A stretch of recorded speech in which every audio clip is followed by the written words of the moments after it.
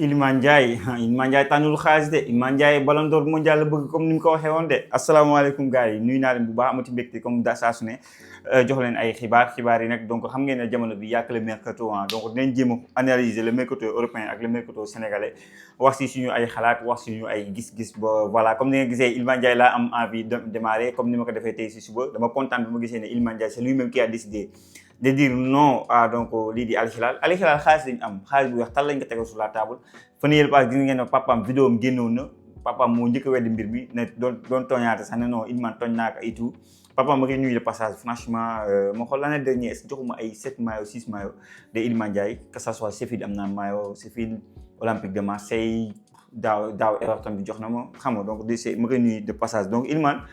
man bu demoon Al Hilal dama jàpp parce que objectif bi mu wax ne moom la am idolam mooy Lionel Messi mu wax ne moom dafa bëgg a jël sax ballon d'or mondial tey jii bu demee benn Al Hilal doon na ma jaaxal trop maintenant bu demoon tamit du ma ko mere d'un côté je vais être frustré mais des jeunes joueurs ñu ngi fay dem ay 21 ans 22 ans xam nga gars yi ñu ngi fay dem di lekk seen weccit parce que le salaire que tu peux avoir foofu noonu mënoo ko am fenn y a que en Arabie Saoudite qu'on peut te payer ça du Liverpool moo la koy jox du Manchester United moo la koy jox du kenn moo lay jox loolu mais tey jii souvent damay joxe l'exemple de Yann Diomandé foofu laay xaw a frustré pour suñu nos joueurs Yann Diomandé fu mu footballé Real Madrid des Iliman Ndiaye par rapport à leur talent war nañ ko mën a football mais le coupe du monde bi ni li ñu doon xaar ñoom peut-être répondre ñu fa et tout mais pour man c'est pas encore trop tard et on verra de cas est-ce que Aston Villa dina dugg si dossier bi am ko est-ce que un Chelsea dina dugg si dossier bi am ko est-ce que un Manchester United dina dugg si am ko en tout cas bu nee ba bëgg a toog ba bënee ba refuser je pense que am na lu leer de Iliman Ndiaye ñëw rek refuser comme ça si loxo na noonu football tu ma foofu je pense que am na lu leer si boppam ba mu décidé ne day toog donc du côté de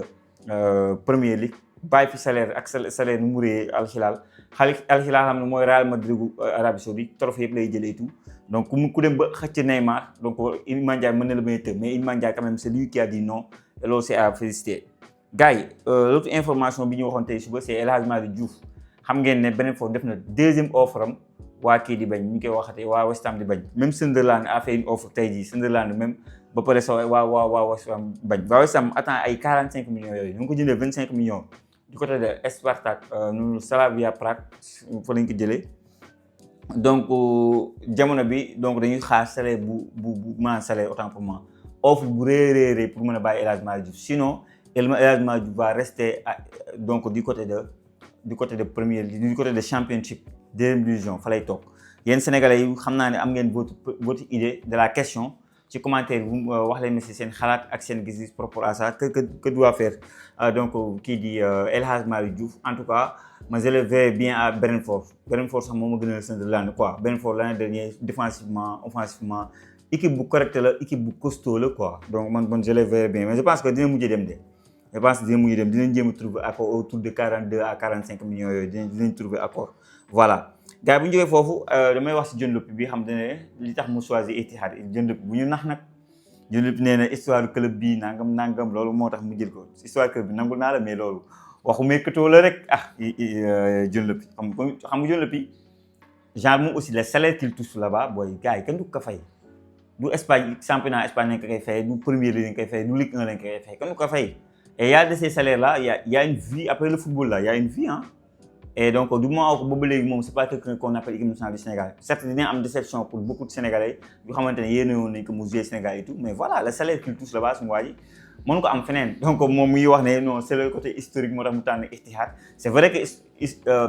Etihad am na histoire et tout mais c'est pas ça mon frère xam nga nangoo lekk bul yàq affaire yi. gars yi parlé de Ousmane Sow ñu bëri ñu may laaj mais que devient Ousmane Sow fu mu ne lu muy def léegi gars yi Ousmane Sow c'est simple jógoon na championnat Pologne toj ko carrément ñun ñëpp ñu defoon vidéo ko tourné ne c'est le nouveau Lamine Yamal et tout mais je dis xam nga donc yaakaaroon na ne dina toj dem na Danemark dina ko toj malheureusement ça s'est pas passé comme prévu là actuellement des clubs polonais ñoo koy xaar donc du coup on parle de comité bu muy defaat retour am championnat bu mu maîtriser championnat bu mu xam mais pour man championnat Danemark nekkoon na championnat boo xam da ko waroon a lem ni par rapport ak le temps qu'il a après dem songalee Belgique championnat France et tout malheureusement voilà peut-être li ñu doon xaar amuñu ko c'est adaptation ça c'est compliqué et tout mais on lui souhaite bonne chance mais xam leen ne y a 3 clubs yu Pologne xam foofu championnat bi da ko toj yu koy bàyyi xel pour mu def retour am foofu gars j'ai envie de parler de Yaya Touré bii def résultat bu baax Yaya Touré bon si club bi mu nekk il a fait 6 matchs 5 victoires benn match nul il est en barrage de Ligue des Champions. C'est à féliciter souvent nos entraîneurs africains duñ leen mettre en valeur mais quand même quand bu ñu defee résultat yu baax man pour man day baax aussi moo xam ivoirien la moo xam beneen dëkk la ñu valoriser leen bu baax ba tey si damay des si match si barrage Ligue des Champions yi. Il faut savoir que Olympique Lyonnais tey doon na jouer de Niakhaté qui a joué d'ailleurs ñu dóor 3-0 ñoom nag actuellement prochain match ce sera contre Fenerbahçe maa ngi ko doon wax tey jënd nañ lu ko y a Greenwood moo ngi fa y a Guendouzi Kanté Skriniar, Ake, ils ont de très bons joueurs partout. Ederson comme gardien, voilà. C'est les joueurs que vous les top clubs nous rejoindre l'équipe. Turc, des fois, Greenwood, Saleh Bouba, Greenwood d'ailleurs, le match préliminaire, nous avons amené le temps et passé avec 10 bourrées de double. Donc voilà, ce sera un match difficile. Donc en tout cas, on sait que Lyon avec Niakhaté et Lyon sans Niakhaté, ils passent venir 2-1. Ils ont réglé le problème en menant 3-0. C'est un truc. Donc avec Niakhaté, la défense est devenue plus costaud. Sans Niakhaté, c'est un problème. Donc Lyon a tellement besoin de Niakhaté qu'il continue sur les mêmes lancers. Niakhaté, hein. Il est très bon. Gars, si il y a une information, j'ai envie de le dire, c'est côté Espagne. On va parler de deux grandes équipes d'Espagne. Real Madrid, gis naa ne joueurs yëpp ñëwaat nañu Mbappé, Cucurella, Konaté, Diomandé, gisoon ngeen ko. Il y a tous les joueurs qui sont là. Mais le Real Madrid aussi, pour moi, Morton bi xamante ne Morton mooy def milieu terrain anglais n'est-ce pas bi nekk di côté de Crystal Palace kooku pour man moom la ñu war a jënd maa ngi gis déjà kooku gars yi dañuy taggee ay bu dugalee post Instagram gars yi dañuy dem si post Instagram moom def fa Real Madrid loolu su ko tey Real la de pour waa Real gis ko profil bi ne dañu moom la ñu war a jënd jàpp nañ ne parce que man pour man l'équipe est déséquilibrée, il y a trop d'éléments offensifs et là où fi ñu waroon a jënd joueur dëgg-dëgg waa Real Madrid jënd mooy milieu terrain. Certes ñëpp bëggoon nañu Rodri Sentinelle xam nga accompagner Bellingham ak gars yi mais là pour man offensivement tey bien parce que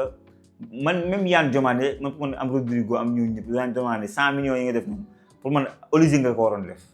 jël xaalis bu weex tal 200 nangam millions pour Olise. Diomandé nag mën na nekk surprise mën na football am na tous les qualités du monde gars yi mën na ñëw prouver carrément man dama gëm ne day prouver parce que boo mënee football ñu boole rek ñeneen ñu mën a football te sa talent day y a plus de facilité. Ces coéquipiers Côte d'Ivoire ou ces coéquipiers Leipzig avec les coéquipiers de Real Madrid, c'est pas la même chose. C'est des joueurs de classe mondiale. Maintenant, pour moi, Real Madrid, le numéro 7 actuellement, c'est un numéro 6. C'est quelqu'un qui va donner le lien entre l'attaque et le milieu. Voilà, parce qu'il y a trop d'éléments offensifs. Et pour moi, il a besoin de ce milieu terrain pour le booster au bas. Côté Barcelone, ce que je veux dire, Ferran Torres, sur les Parisiens, je pense que tout est réglé, presque à détails. C'est clair. Maintenant, Barcelone, je pense, xaalis boobu lañ bëgg utiliser teg si dara pour mën a am donc kii di Alvarez parce que Alvarez actuellement dafay bañ sax dafa bëgg boycotter les entraînements de l'Atlético de Madrid rien que pour forcer dem du côté de Barcelone te jour moom bu demee ba bëgg toog si équipe man pour man mieux vaut le vendre quoi. Donc actuellement Alvarez son choix numéro 1 c'est le Barcelone son choix numéro 1 au niveau de l'attaque en tout cas c'est Alvarez. Donc il y a d'autres choix il y a d'autres attaquants yoo xam ñu ngi leen wax nii si presse bi on a parlé beaucoup d'attaquants mais le choix numéro 1 reste Alvarez. C'est à Alvarez de prendre la décision. Est-ce que moi, je fais top donc du côté de l'Atlético de Madrid ou bien vous voyez qu'il faut forcer mon top parce qu'il est toujours sous contrat, faut savoir ça. Donc aussi quoi. Gabriel avancé, on parle de Nobel Mendy, notre défenseur gaucher, qui a signé du côté de Hull City. Il va découvrir un autre championnat et on lui souhaite bonne chance. Je pense que Hull City a tout fait pour du Nobel Mendy. Il faut savoir que nous, Hull City, Real Vallecano dafa def plus-value parce que Real Vallecano mu jëndee joueur bi 3 à 4 millions d'euros jaayee ko donc 19 millions 18 millions donc dañu am plus-value quoi dañu ci am wecc et que boy bi aussi gis ngeen ne depuis l'année dernière aussi deuxième partie saison bi bu mu joué équipe nationale noonu ba dellu clubam il a presque plus joué donc il reste tout le temps si banc bi doon teg partie milieu terrain moom la ñu doon teg axe jusqu'en finale de conférence donc on n'a pas confiance en Nobel Mendy donc jënd nañ ko définitivement du côté de Betis Séville boy bi il s'est dit pourquoi pas propre challenge de la première ligue peut-être le discours ak directeur sportif convaincre nañ ko mu ne peut-être le bon choix pour moi c'est dem du côté de première ligue donc pour lui donc actuellement on lui souhaite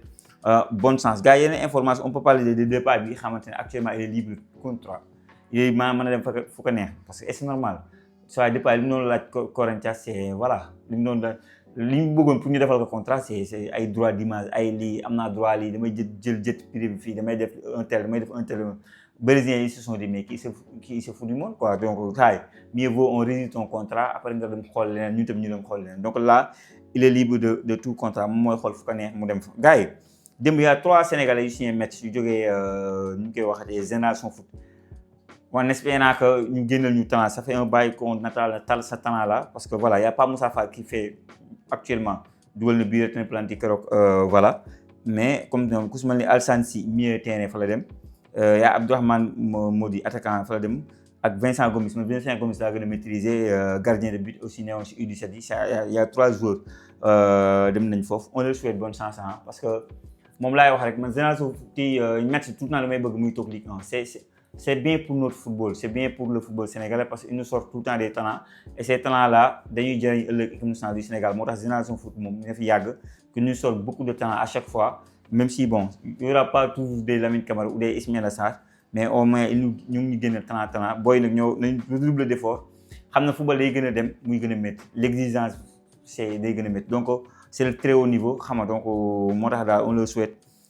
bonne chance ba tey information on va parler de Bamba Dieng. Bamba Dieng libre de tout contrat man dem fu ko neex gis ngeen ne fan yii passé am na équipe bu ko doon laaj Ahmed Eska équipe boo xamante ne premier la jógee deuxième division Turquie dem première division ñu ne visite médicale ça s'est pas bien passé par le passé moom Bamba Dieng defoon na visite médicale au niveau de Leeds bu muy jógee Marseille dem foofu ça s'est pas bien passé après le signé Lorient c'était difficile pour moom Lorient début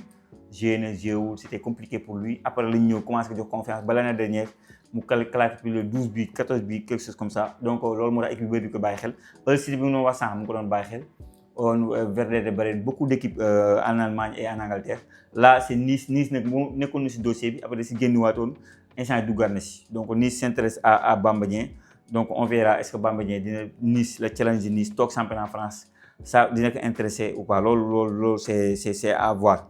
Gars yi ba tey si information on va parler du côté équipe nationale du Sénégal parce que ça fait un bail waxataanu si pour notre coach Souleymane Diallo ou pas l'autre jour damay pour wax ci ne hypothèse la fédération sénégalaise de football il se peut ñoom mën nañu def la facilité pour téye Souleymane Diallo benn waay ñëw commentaire na ma non Mohamed fais attention yow on t'a payé ou quoi mais li ma ko bindal gis na ko ngan di test laa ko bindal naka li ma wax daf métti na ma trop man nit amul sama ñëg amul nit yooyu di musu bëgg wax quoi parce que souvent samay internet dana ma Mohamed bul tontu ay nit quoi mais parfois c'est bien de wax c'est pas parce que da ngay expliquer d'une façon que yow dañ mën ma xam Souleymane Diallo xaw ma ko moom xamuma mos ñu toog waxtaan wala dara yéen yor ma numéro yorul sama numéro pourquoi nit mën a ñaaw njortu si moroomu Sénégalam wala si moroomu jullitam te leen am rafet njortu man journaliste dama ñëw ne la ñooñu wax ne Souleymane Diallo de ku métti moom la ñuy def intérim Sénégal te ni ma xamee la fédération mën nañu def la carte de la facilité mooy lan Souleymane Diallo ñëw na Éthiopie ngay dee Mozambique mu dóor 3-0 wala mu dóor 4-0 ñu ne attention kii boo ko béyee 20 millions il te règle le problème et affaire yi les cartes sont jouées loolu laa wax de waaye ne non waa ji yaakaar ki commenté yaakaar ne mën nañu ma fay wala dara man xaw ma non dafa métti quoi maanaam bu la tuumaalee lu xamante ne du yow du dëgg